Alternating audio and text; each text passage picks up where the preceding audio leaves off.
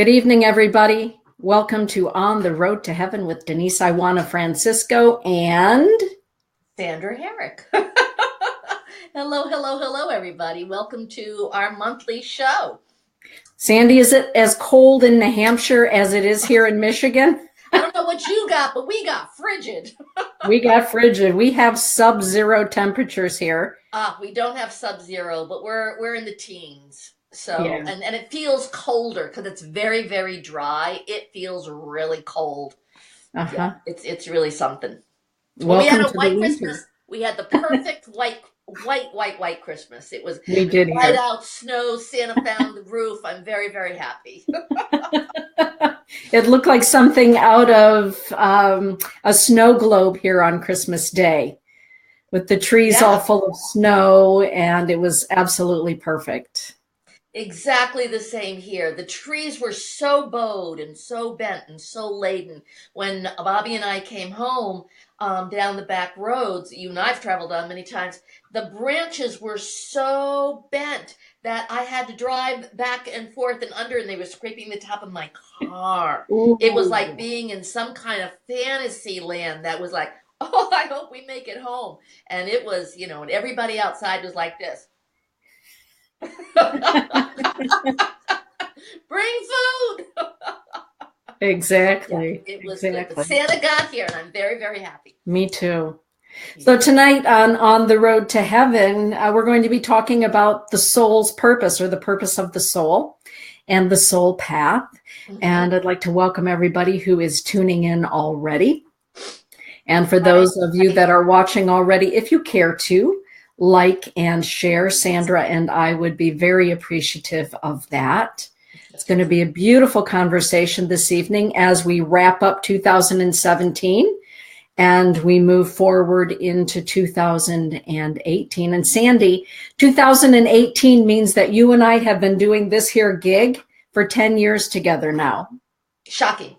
Shocking. Shocking. I I know, and feel fun. like I've grown up on a behind the screen, and now it's like, okay, I'm ready. I'm ready for my shot. My placement. So here's to another decade together and a new year for everyone. And, for those of you that tune into Sandy and I, some of you have been tuning in for 10 years now. Yeah. We like to begin our show with Sandy doing or creating a beautiful sacred space for everybody to be available to receive. So, Sandy, would you do us the honors one more time? Absolutely. So, for the roundup of 2017, to allow your soul and your heart and your sense of spirit and the beauty of your essence. Everybody take a deep breath. And I know that this has been a huge year. This has been a very electrifying year. It has been a year of challenge. It's been a year of change. It's been a year of love. It's been a year of loss. It's been a very life filled experience with the highs and the lows.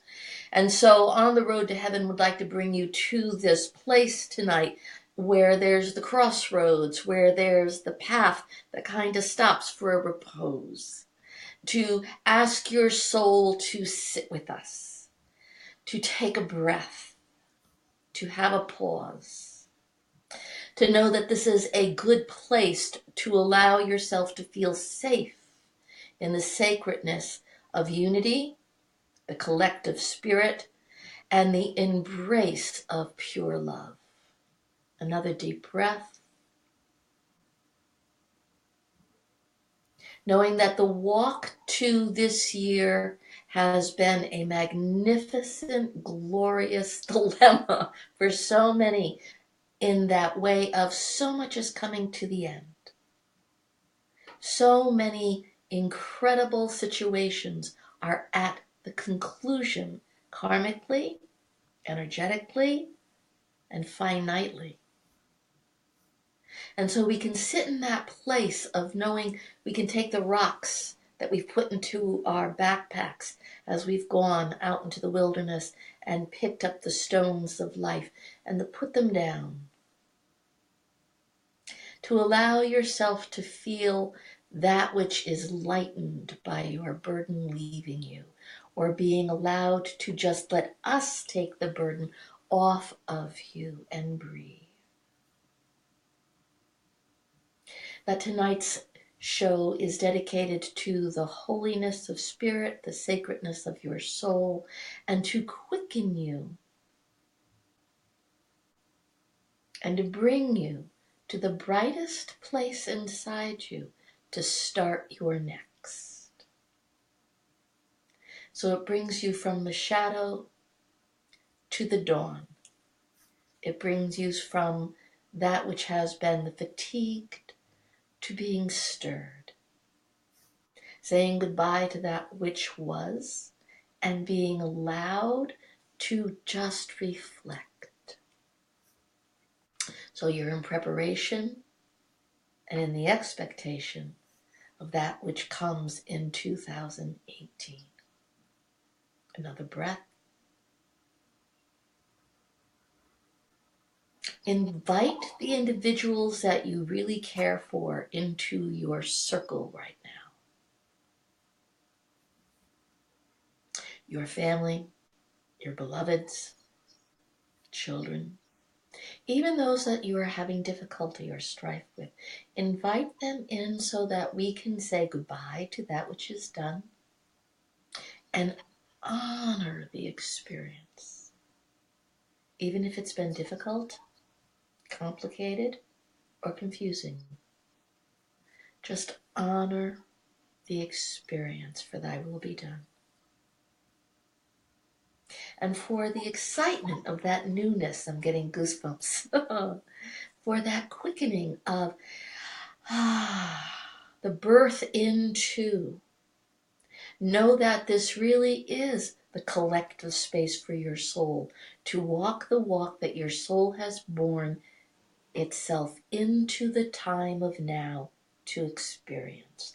So allow that gestation for the next few days, the next few weeks, to really allow you to have the repose in the beauty of you're about to be born again and ready to do your walk. Welcome to Balancing Heaven and Earth on the road to heaven. And Sandra Harrick and Denise Iwaniw, Francesco. Okay. So, how do you feel about your soul's purpose? When do you feel you met your soul's purpose, Dana? Well, it's interesting because it's something that for me continues to morph and to grow and to change. And sometimes it's windy, sometimes it's hairpin, sometimes it's like a roller coaster, but I can always feel the ebb and the flow. And I can feel when my soul's purpose is about to expand or to change course maybe a little bit, or is trying to awaken me to something new. Mm-hmm. For me in 2018, I'll be going, as they say, back up on the hill for another Humblecha, another vision quest. And while I'm up there on the hill, having conversation with spirit about, okay, so what is it now? I mean, Sandy, don't you feel at times in your life, your own soul saying, Sandra, you're about to shift gear or expand gear? My relationship with my spiritual community is so poignant and so alive that it is a phenomena. And I say it's a phenomena because it has given me such incredible guidance, even though I didn't know it was guidance at the time, possibly. Mm-hmm. But it did give me that restlessness. It gave me a voice. It gave me at times directions. It kicked me out of the nest. It shoved me over the cliff. Mm-hmm. It caught me as I was falling.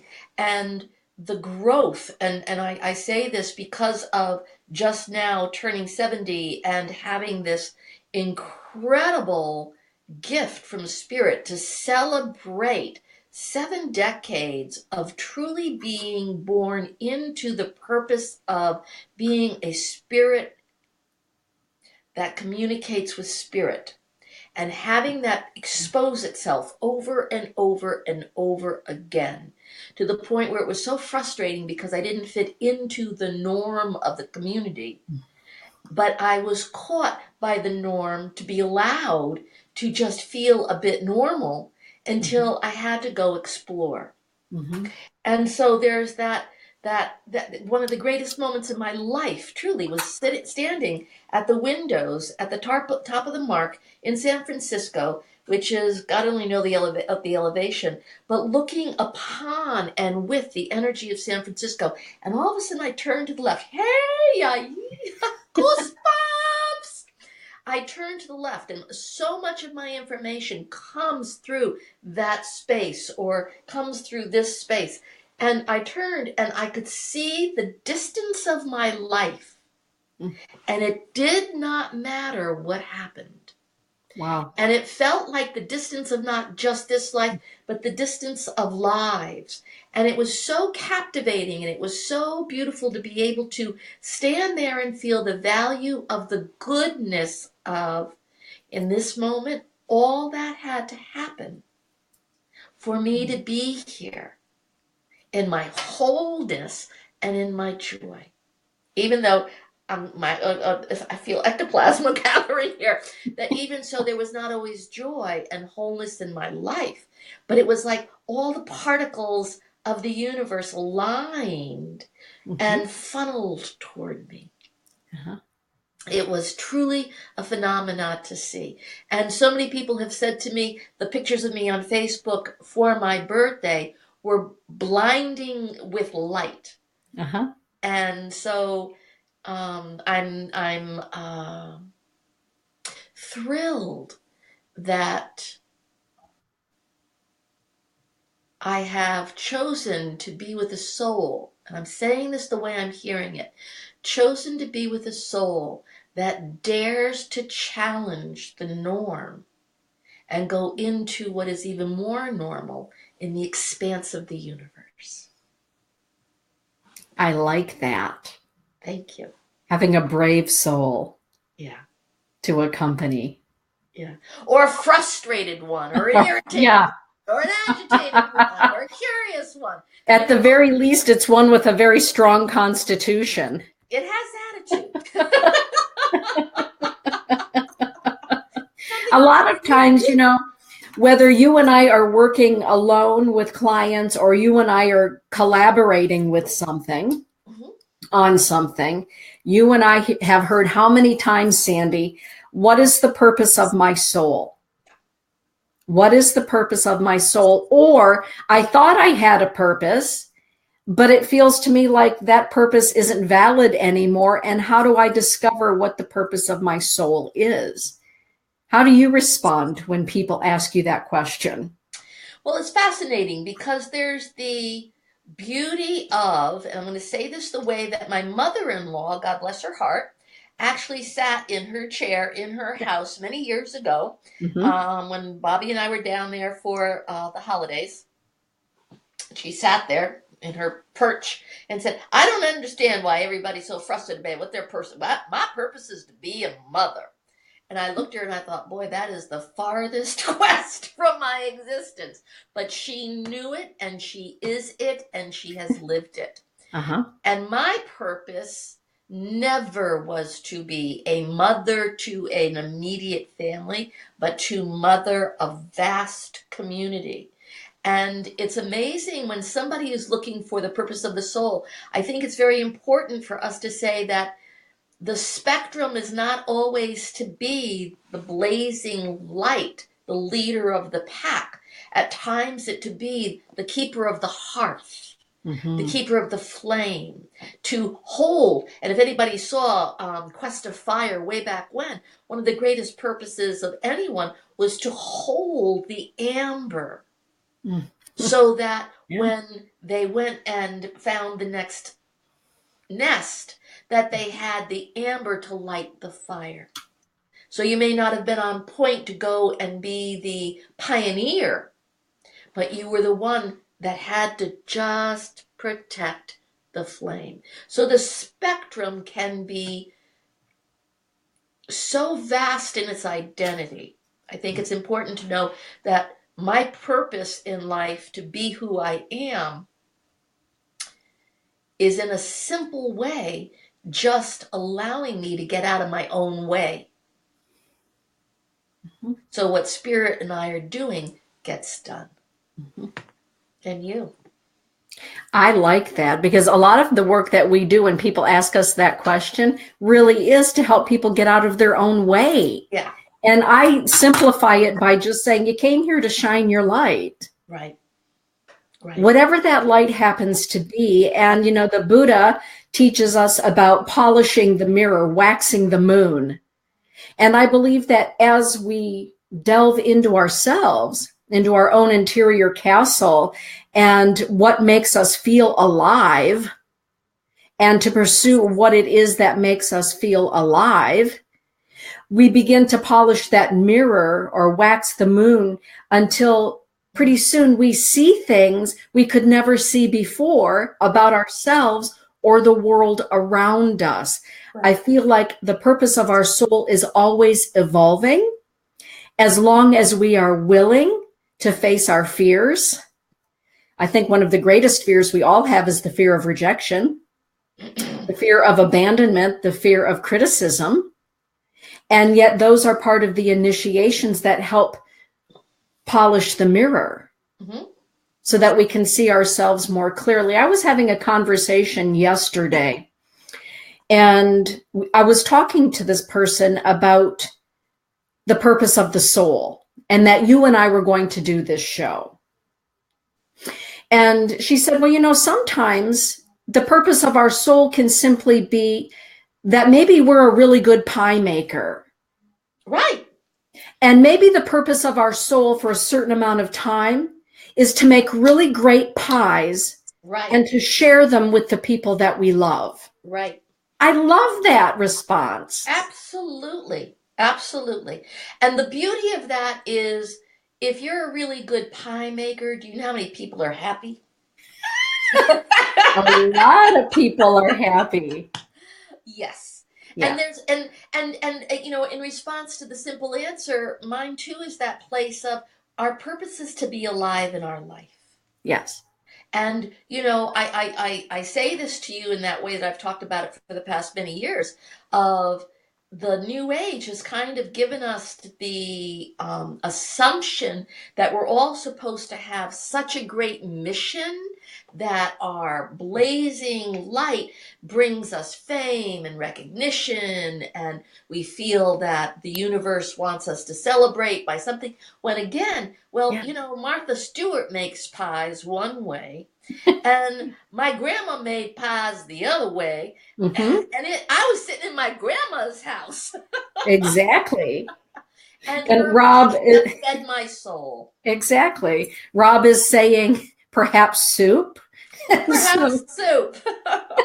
For any of you that have been to any classes here, you know that one of the favorite things that goes on is that Rob makes amazing soup. He certainly does. And that is a gift. Yes. That is a gift. And I agree, Sandy. I feel sometimes people are so determined that grandiosity is the determination of being ensconced in one sole purpose that they forget the beauty of the gifts. Right. Right. I'm going to be honest here. Part of my soul's purpose in becoming a devotee to my own life, and I think that's really, for me, a very important statement to so many people. I'm devoted to my own life. I'm not devoted to some guru. I'm not devoted to somebody that's standing in front of me. I do believe in God. I do believe in, I believe that every single form of religion has the right to exist in such a spectacular way that it's a potpourri or a buffet of life for us to choose and nibble on, and that works, or that doesn't work. But I'm devoted to my life in the experiencing many forms of life to find out which one I belong to. So I want to say to everybody in that looking for your soul, don't be dormant waiting for your soul to say, well, honey, you're going to go down to New York and you're going to be a CEO. It's go explore everything so that you can feel what you are magnetized to and get the flavor of that. You would even go, well, yeah, I want to be a CEO, but who do I want to be a CEO for? Right. Or I want to sweep a floor because I like being alone and my job is to clean that path. So everybody starts the day on a new clean path. Yeah. I'm I'm so glad that you said that. Why? Because if I go into a restaurant or a store and the cleaning crew has just cleaned up the bathroom, Yeah. I always make a point, always, always, always. Lily, you've been there with me. Hi, Lily, you know, because you've been there with me when I've done this.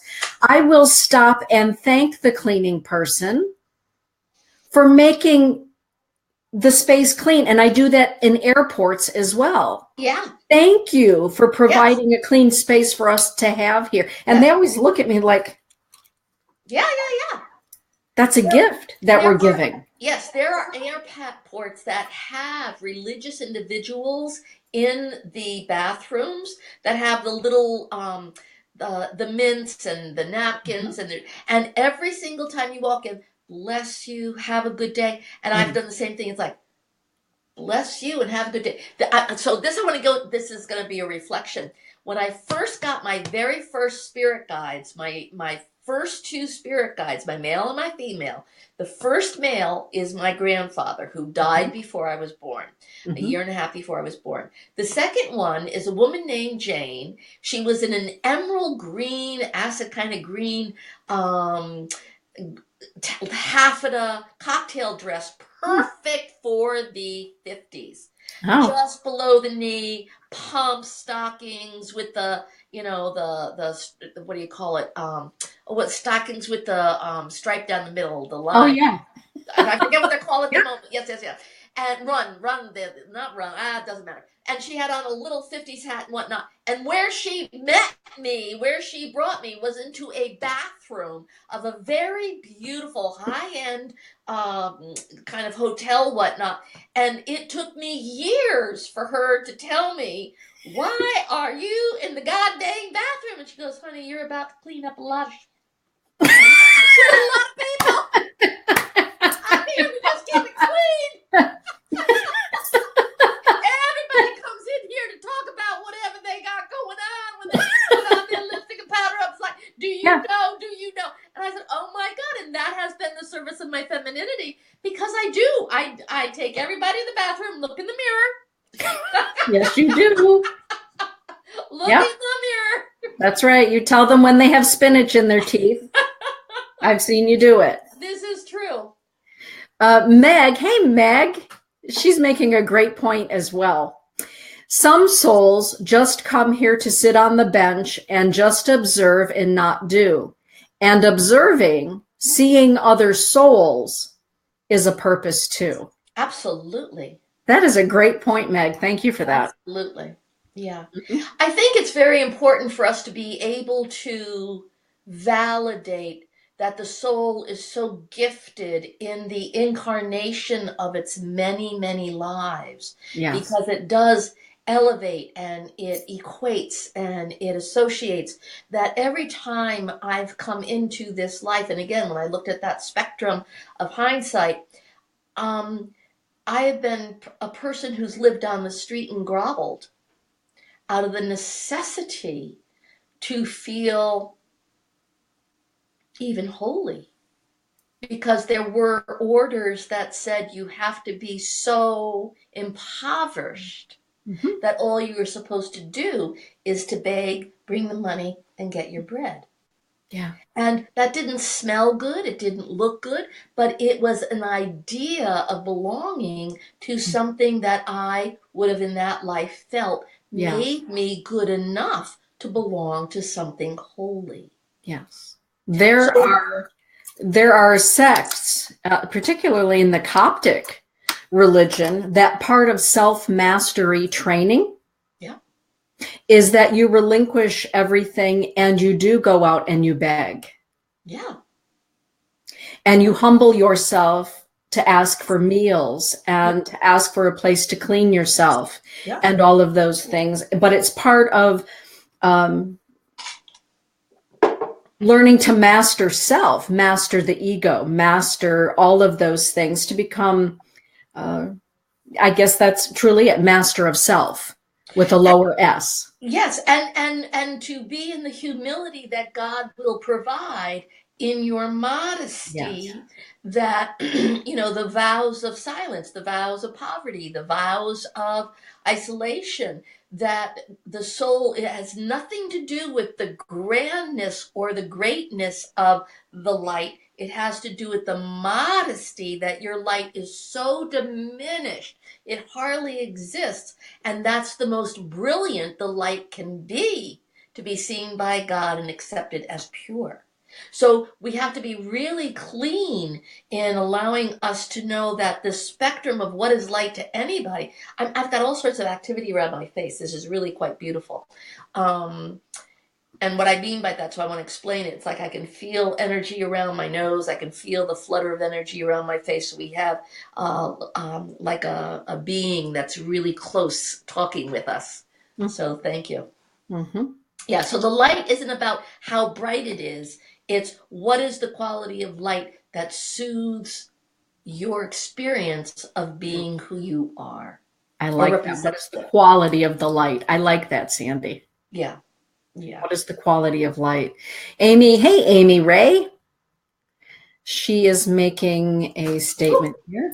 Okay. Dolores Cannon wrote that many of the first wave individuals, second wave individuals, etc., are literally here to just be, to just hold space in high vibration. There are those that are doing exactly that all around the world. Absolutely. Yes. Absolutely. Yeah. I mean, I've gone on long retreats. I've gone into the space of silence. Mm-hmm. I've gone into the monastic life where solitude and isolation literally gave me such a peace of mind. Mm-hmm. That it allowed me to feel more connected with not just nature, but what nature really is. And I'm a part of it. Yeah. Yes. That I'm not isolating from nature and Mother Earth. I'm included in it. Mm-hmm. And it's included me. Wow. Yeah. Mr. Charles is close. Mm-hmm. A couple of years ago, I went on my first silent retreat, and it was with a group of Orthodox nuns over in Jackson, Michigan. And they have all taken a vow of silence. They all still wear the black wool, even in the dead of summer. And trust me, it was the dead of summer, with the high, headgear and the whole 9 yards. And everything is absolutely silent. They are woodworkers. They create amazing pieces of furniture, etc. And they are gourmets, Kelly Spencer. And so we had the most magnificent meals, and their focus when making the meals was to focus on making the meal and making it with love. And the same with their woodworking, although I'm, everybody's human. But what I'm saying about all of this is that in the evening, the only time everyone was able to speak was during midnight vespers. And they all chanted in Romanian, all of these women in their wool habits at midnight in a very small chaplet with frankincense and myrrh so thick you could barely see. And they chanted Vespers in Romanian, and then they looked over at me and recognized that I speak English. So then they did the best that they could do to Gregorian chant for me in English. But the breaking of the silence in that moment with their chanting went from sacred silence to sacred sound. And there was an alchemy. Right. It was so sacred. It was so deep. And no one spoke a word. They didn't even speak during Vespers, because for those of you that are wondering what's Vespers, Vespers are midnight prayers that are typically sung or chanted. And the spirit alchemy it was so thick you could touch it. Well, also you're talking about when people of that fabric go and do their celebration of sound, Mm-hmm. that the buildings that they are in Mm-hmm. have been so constructed that Yes. the ancient architects and builders knew the way to create a dome so that if you stood in the middle, you were in hi-fi, or you put on Bose speakers. Right. It's just amazing of how they knew how to capture sound. They Mhm. knew how to capture vibration. The Yeah. same of when going into a church, to know that when that organ up in the balcony, Yes. oh my God, played and came out, that the vibration came through us. Yes. And the people who make the sound of music, Mm-hmm. so that we can cry uncontrollably because we hear the words that Yes. connect to us, Mhm. that we can, all of a sudden, our hearts are opened uncontrollably because they vibrate at such a resonance that, there's that octave, that they open the natural being of our listening. Mhm. That again, Mhm. sound has us connected. And I think that it's important for us to say that it's our necessity now to remember how to reconnect, because we are becoming, Mhm. good news, bad news, this is where we're Right. going.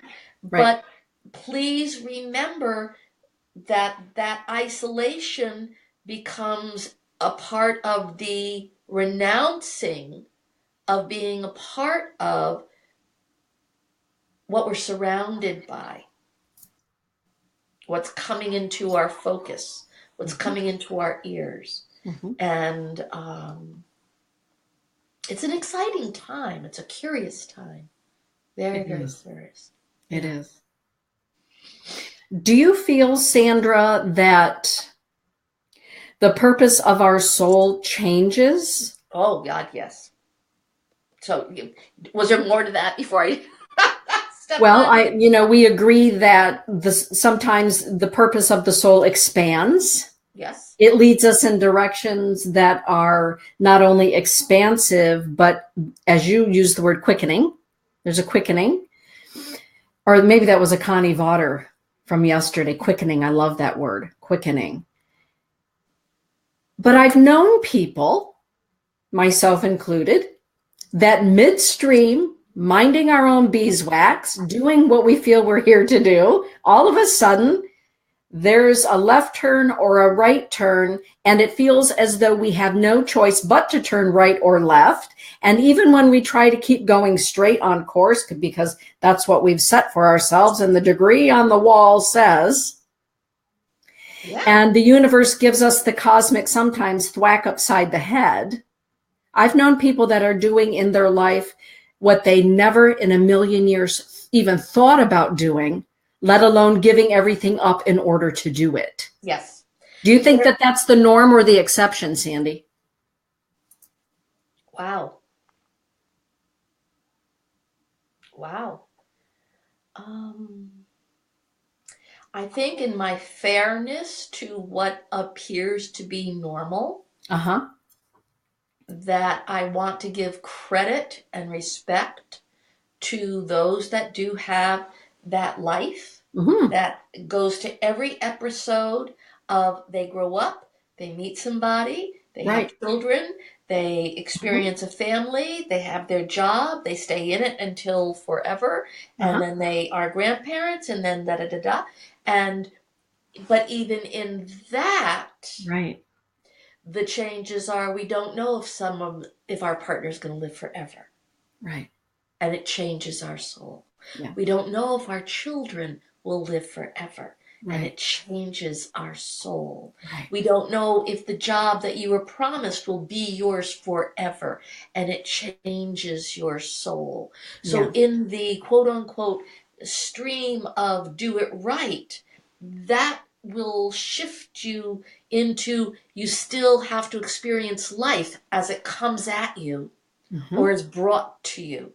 Yes. And that's still, I'm just living my life. In my own life, the more dramatic that you're speaking about, I'm headed this way, and I didn't know the ship turned, but my neck sure hurts. Yeah. I didn't know the mountain was going to come to a direct halt and the cliff is going to be high, but I'm Yeah. on the down low. Yeah. And oh my God, duck! Mm-hmm. The raven's coming at me, and the ground's coming up quick. So, and out of my own exhaustion, please everybody hear this, out of my own exhaustion with the drama of spirit, many times I've just said, God, I've had enough. And I had to quit and just be quiet so that I could recuperate the burnout, the singe, the scorching of flying at high speeds to Yes. crash and burn, to guess what? Recalibrate my soul, regroup my sense, and start again. I've never left the path. The path has been, it's a scattered patch quilt. I like So that. yeah.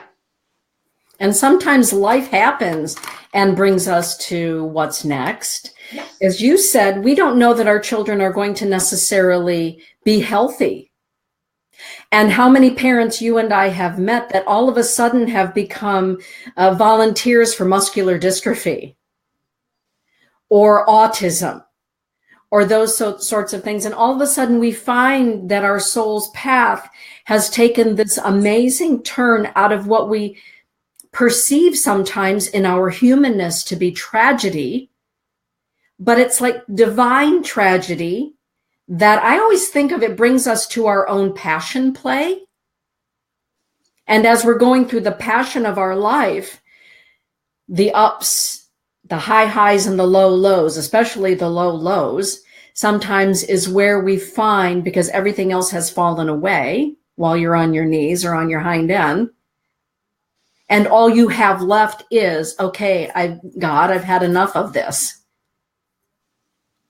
Where do I need to be? Where would you have me be? I think it's so important for everybody that gets the opportunity to share with us, and I thank you for sharing with us, is that we're sitting here, and I really love it that without knowing we dressed in red, that there's a symbiotic energy between us as spirits and what it took for us to even find each other and become connected. That I have known you at some of the great low points of your life,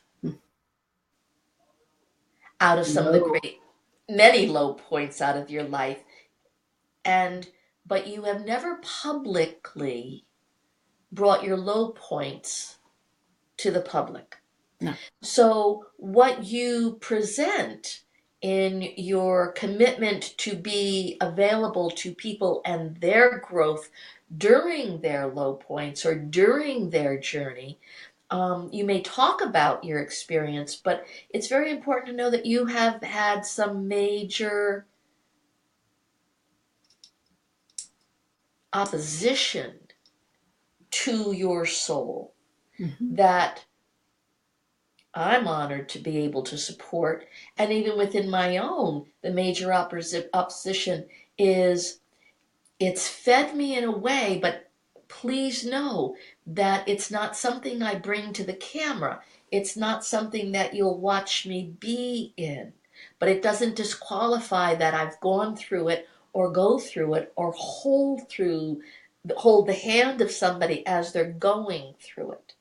My scar tissue, your scar tissue, is almost like a hieroglyphic, I can't even say it, hieroglyphic on your soul that brands you as done it, been there, accomplished.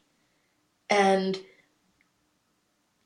the people right now that are laying down, suffering with a disease, or are struggling because their houses just got burned Mm. down to the ground. Right. or are still without because of the hurricanes that came, or are facing the end of their life. Spirit is still in the highway of your existence. And I say high, the way of being high, because we don't know how this will all recover. Right. It's not the first fire, it's not the first hurricane, it's not the last.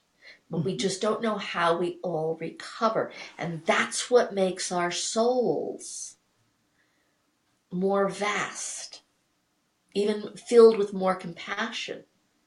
Because we are brought to our knees. And it's I think it's also very important to know that your house doesn't have to burn down for you to feel like you've lost everything. Right. You know, what loss is to anyone is so intimate that it's difficult to judge when it's like, well, look at this, you've got that. Well, look at this, you've got that. And yet the isolation in their deprivation has to be honored for the way they're describing it, not the way we think, well, you have everything. Why can you possibly be sad? Right. You know, it's so complex. It's so beautifully unique that it asks us to keep an open eye and open mind to what we're seeing and how does someone really exist rather than show their existence. Beautifully said, Sandra. Thank you. Yeah. In our 10 years. History. And Judy is acknowledging that, you know, she's had to start all over. It's the Phoenix principle. Yes. And you have been with me in those times that, when you've called me at 4:00 in the morning. Where are you? Where are you? Where are you? And no, that isn't something that I talk about publicly. It isn't something that you talk about publicly. It has a space. And it is in how we look at those situations in our lives. And oftentimes those situations that bring us to our knees are nearly out of our bodies, are those times when we have to then ask the question. Yeah. Yeah. And to know that soul, when, you know, right now I'm dealing with someone in that space of such a depth of love where her light is so incredibly bright that everybody in the world would assume what she lives like because she has so much brightness. And yet to know that the soul is so at that crossroad, the angst is, how will I live the rest of my life? So that I'm honest and I'm deep and that I'm not wasting something. Yes. That I'm really here for. And it is surprising how we assume of people. And I think that's what's important about our souls also, to know that when we get into that space of assuming, well, they're better off than we are, or they've got it easier than we do, or they, you know, they've been given a break, or da da da da da da. We never know what's going on behind the scenes that is really developing their character. And how do you feel about the envy of seeing someone appear that their soul is on the right path and someone envies that? Missing out on their own direction. I was just going to say they're missing out on their own direction. And having the envy of, look what he's doing, look what she's doing. And all the time that we're gazing over there, our own soul is saying, but what about me? Right.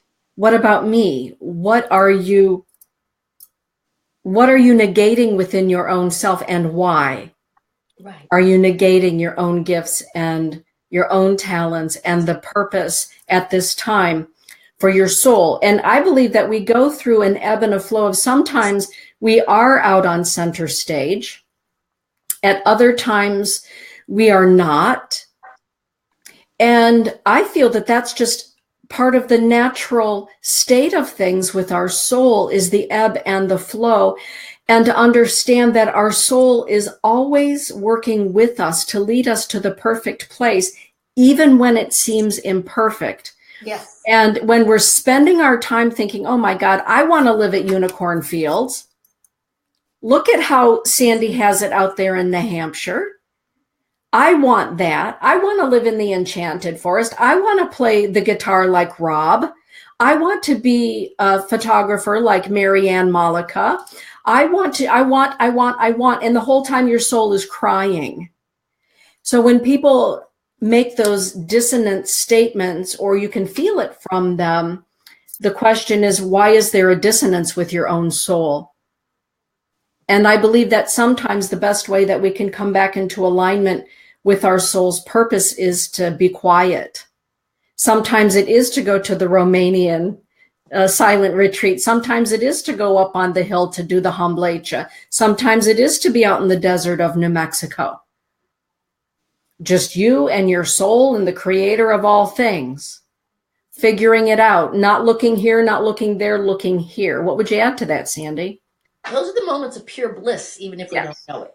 I mean, I've said this before and I'll say it again. One of the great times I was 30 years old when I was kicked out of my apartment in in the valley of LA, because my cat said, Sandy, we're moving and I'm going to go out there and get you kicked out. So, of course, I opened the door and he went out, and somebody said, Sandy, you have a cat and he's out here. You got to leave the apartment. It was like, oh.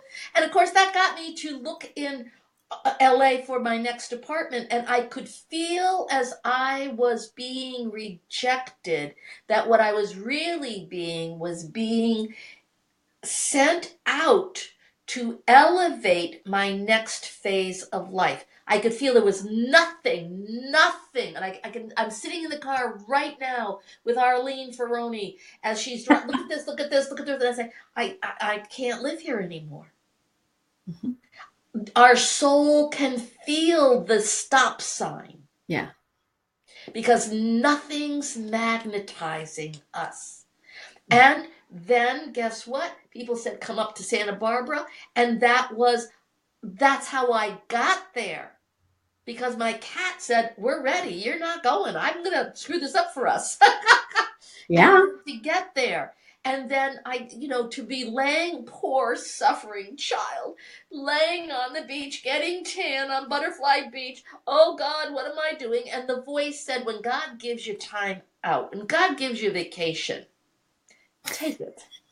Because you will get busy. And it was like, oh, then some of my angst was my own shame or my own fear that I wasn't productive, or I didn't know what to do, or I was lost. All those things, woe is me, rather than realizing God gave me a beautiful beach, a spectacular city, and time to kind of get my bearings until one of the most productive times in my life started that activated, to this day, a whole dynamic of karma. I love and that. So we never know when all of a sudden it's like, oh my God, I don't belong. Oh my God, I don't fit in. To take the risk that, okay, I'm going to leave. Mm-hmm. Because nothing works. Right. Well, and I think we see that, well, I don't know how much it is true anymore, but in a previous generation, when men retired from 40, 50, 60 years at General Motors, they went home and died. Yes. Because their soul's purpose was to, get up in the morning, fill their lunch pail, hot coffee, off to work, and they did their job. Yep. But they also felt that their work was their soul's purpose. And they did it. And when that was done, they came home and died. There were no hobbies. There were no passions outside of that. LaRonda is asking a question. Hey, LaRonda, is that something that we are shielding from ourselves? What are we shielding? What are we shielding, LaRonda? That's a great question. From what's next. I'm not sure, but if you would clarify that, because I know you've got a great question streaming in the chat room there. So if we could. When I was 17 and, I graduated high school at 17. I was sitting on the kitchen counter, so happy I was out of school. Oh God, thank God I was out of school finally. And so it's the summer of 65, and I had nothing. I wasn't going to go to college. I didn't. I was just glad to be done with school. Yeah. And my mother's done this several times in my life. God bless her soul. She was at the end of the kitchen, walking through the door, and came back and said, "Sandy, do you have any idea what you want to do with the rest of your life?" And it was like, and my feet are dangling. No, I haven't thought about it. And she kind of, well, would you like to go to art school? And I was like, sure, okay. So I was not one of these people that had a plan. Yeah. Other than stay out of school.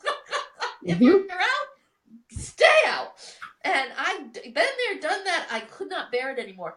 And so it was her, because I did, without knowing, because I didn't like being academic or couldn't fathom it, I got to be student of the year in crafts because that's what I liked. And so I put all this passion into my crafts. I got student of the year and made a portfolio for art school that I didn't even know I was making. Right. It was, I guess I have something to show. And It was not through intention of I have something to be. It was, I can't stand being where I am, and this was keeping me sane. Yes. So I want to be able to say how haphazardly my life developed. It wasn't that I had a goal. It wasn't that I didn't know I wanted to be this until I was in my 20s with like, okay, I found something, let's run with it. Roll over here, roll over there, roll up, roll down. Lisa Baldine is making a great statement, right in alignment with what we've been talking about. Walking through our most difficult times helps us to evaluate and shed those things that no longer serve our greatest good. It forces you to step back and look within and to be open to receive help from others. And that can also cause a conundrum when the focus of our soul's purpose shifts. Not everybody's happy with that. Yeah. So what advice do you give people when there's a time to shed? And that is met with, and it's met with resistance. How do you help people with that, Sandy? Well, it's twofold, because when my life was changing, the resistance was from my gaggle of friends that were my friends. And all of a sudden, when I went to art school, I left town, and the resistance was, who was I now? Because I didn't have the familiar anymore. And so that path took me in a direction that unfortunately broke my connection. And when it really happened is when I went to California and came back, and God bless, I was different. And sat on the side and watched all the things that my girlfriends were doing that were still what we did. And I sat again on this little elevation of steps, realizing, I don't know how I'm going to figure this out, because that's not what I do anymore. And I was surprised. Nobody really asked me about my trip. And so it didn't feel like they're not interested. It felt like,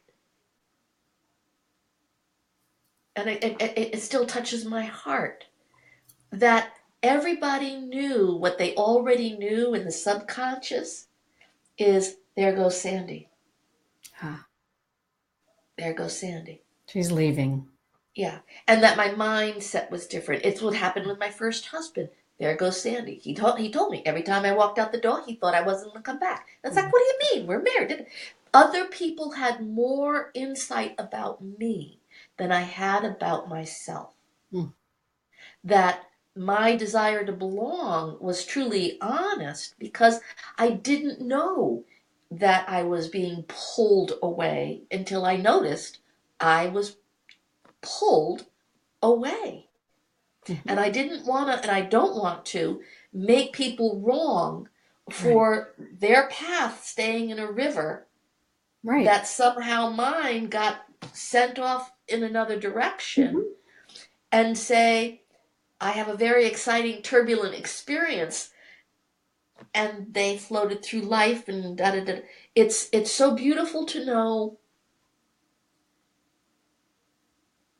and this I say with the greatest respect to a perception from that place of I don't want to say I'm different, because it doesn't feel right anymore. Well, I'm different.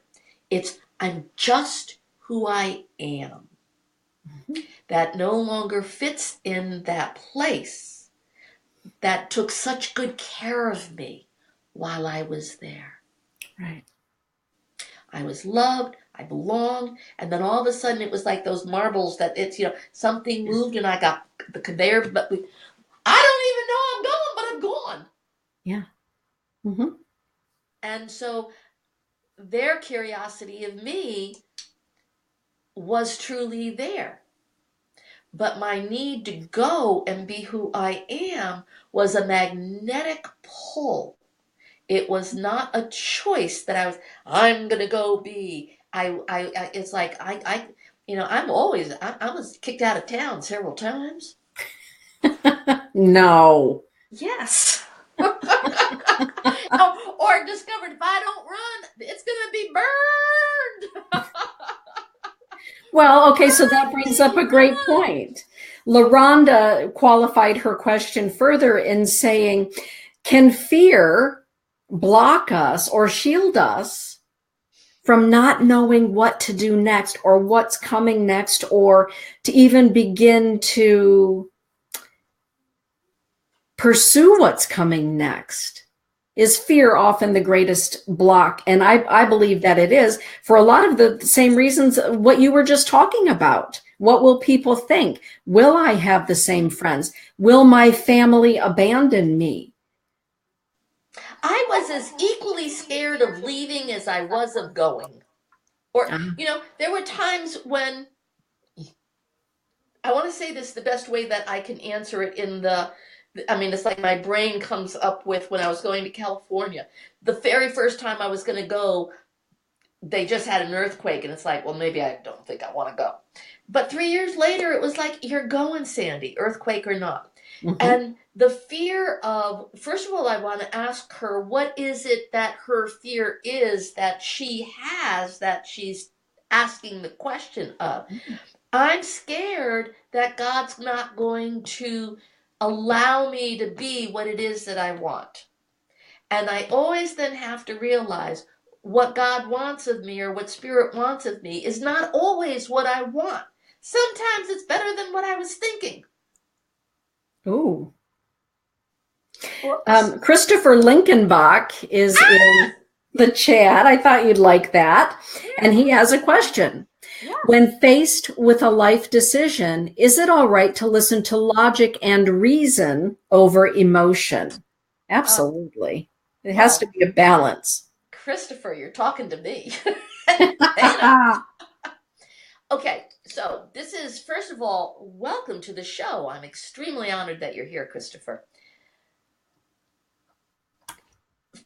Here's the spectrum. If everything is so emotional that it distracts you from what you're doing, then you have to look at what is it that you like about emotion that keeps you feeling that agitation gets you stimulated.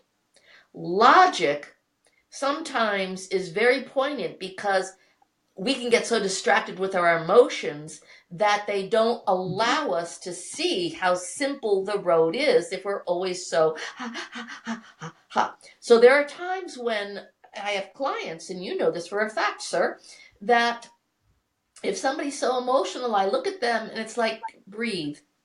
So they can come out of the emotion. Yes. And even be present in their body with their ability to have logic for themselves.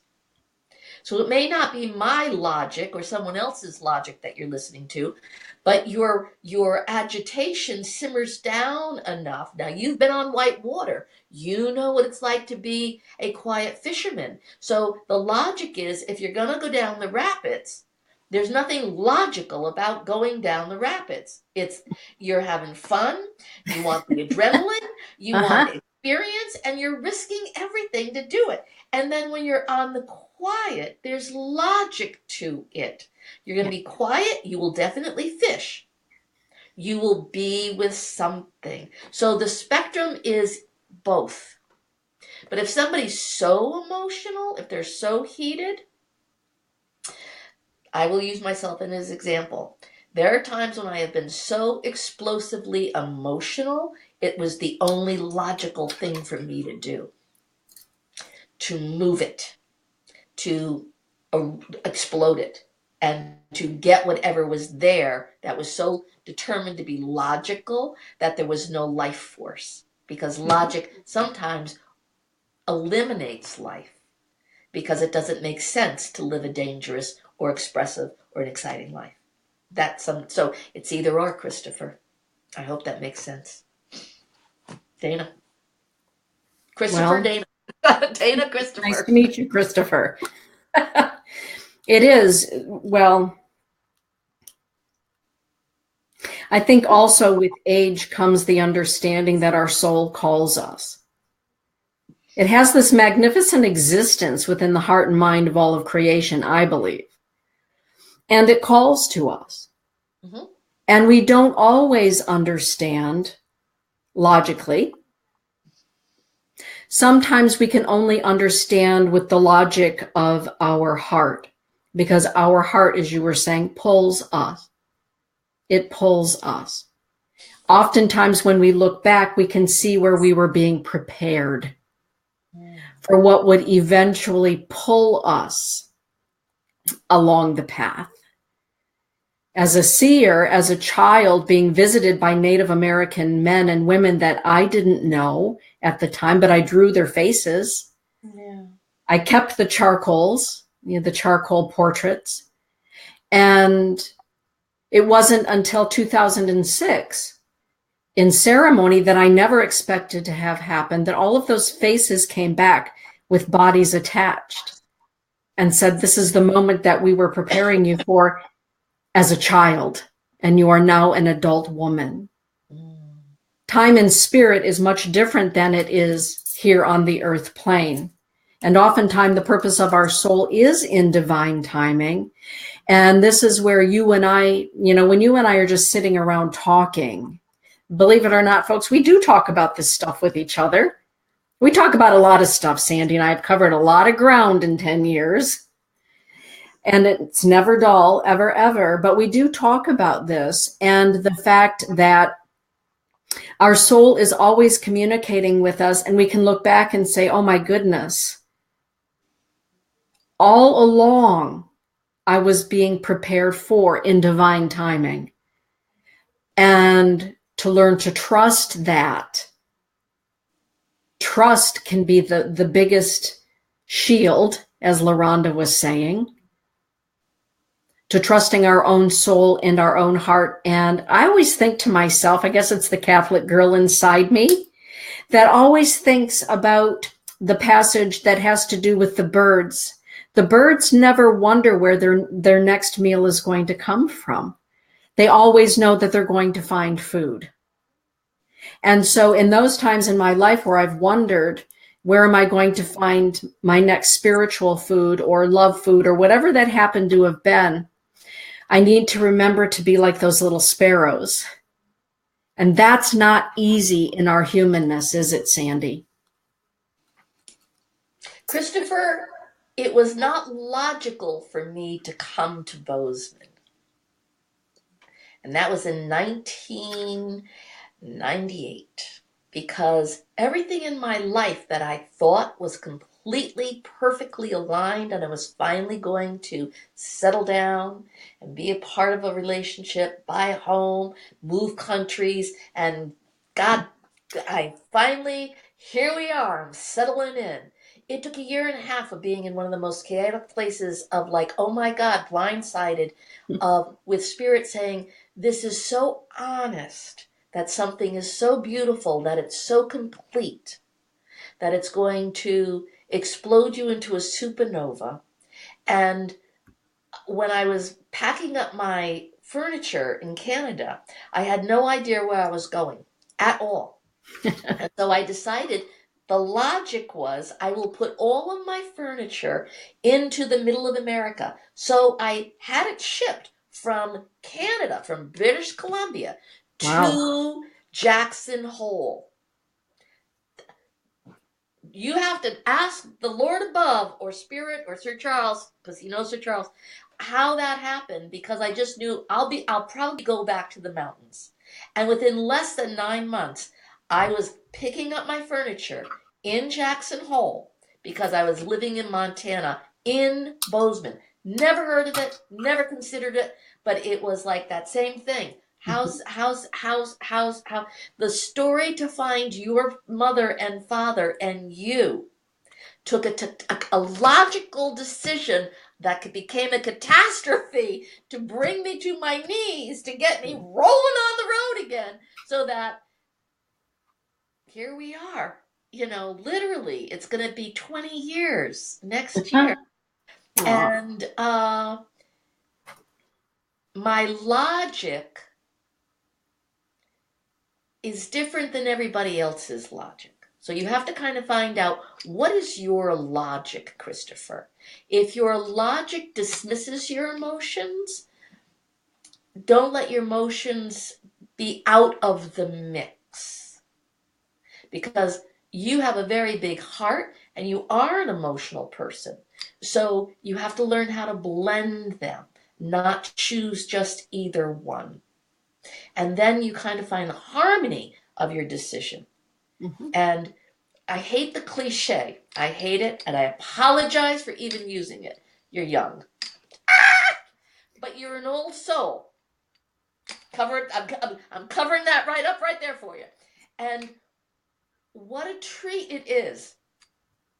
I want to say this, if I may, Christopher, and I'm just going to say it. One of the greatest gifts that I ever watched, that I was given, one of the greatest gifts I was ever given, was when Christopher was asked by his parents for his 4th birthday, what would you like? And all he said was, I want to be on silver bareback. Aww. I still have the pictures. And that was a logical thing. I'm going to ask my parents because that's what I want. But your emotion got you there.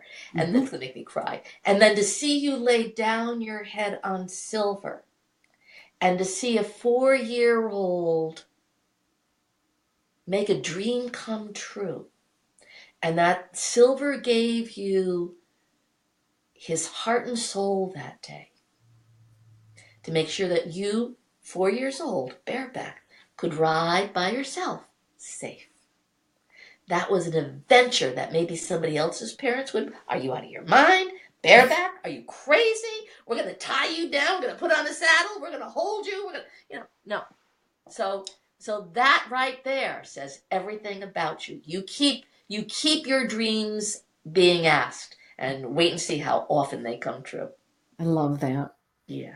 And Todd is chatting with Christopher, saying that he's had to learn to, Todd has the analyzer that he is, being the Taurus that he is, has had to learn how to listen to his heart. Yeah. Not just his brain. Right. As he moves through life. And that is not easy for some people. Some people have to learn how to listen to their brain. Yeah. Oh, goodness. And our Lady Hawk is saying, how is it that I have never heard that, Dana? I don't know, Lady Hawk. Oh, my goodness. Oh, and Kelly is saying that's a great way to say it, Sandy. Oh, my goodness. Great conversations going on. I love the silver story, says Amy. Yeah. Well, seeing is believing. And then his sister, who's younger than he was on Razzle. Aww. I mean, it was, I'll have to find the pictures. It's just, there they are, the little bitty people on these very big white horses, and the horses, and like, We got you. We got you. Life is kind of that way. Sandy, as we're wrapping up our time together tonight, your soul's journey has taken you on a windy path. My soul's journey has taken me on a windy path. For some people, it's a pretty fluid, straightforward path. It's always perfect for the path of our soul. For those that are fearful of having a windy path, and will the net of love always appear, or the net of the soul always appear, would you have changed anything about your path? When I was standing on the top of the mark and looking down, I looked back, everything made sense. Would I have changed it? I would have loved to have changed a few things. Absolutely. Because some of the things were harsh, were hard, were confusing. I would have loved to. Does it have to be like this, or like, oh my God, or oh my Lord? But in hindsight, I've been denied. You tell him, sweetheart. I have not been denied. Let's put it this way. Hi, baby. Santa Merlin. He's in red too. He's wearing his little Santa outfit. Oh, that's hysterical. Yeah. If everything didn't happen to me, I wouldn't know Christopher. If everything didn't happen to me, I wouldn't know you. If everything didn't happen to me, I wouldn't know me. Yes. So, sure and no. Mm-hmm. Janice is saying life sometimes feels like a pinball machine. That is so true. That is true. That is true.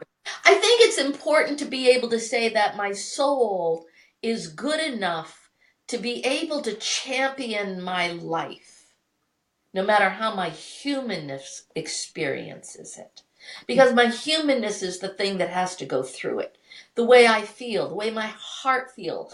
It's not always happy with what I'm going through. The way my mind feels, I can't always catch up with it. The way that my body is. I'm aging. I can't do what I used to do. And, but my soul is eternally young. My soul is ancient. My soul has a navigational quality to it that outreaches all this other stuff that in each life will think different or see different or be different. But my soul definitely has an opinion about what's going to happen, and it gets done. I like that. Me too. Yeah.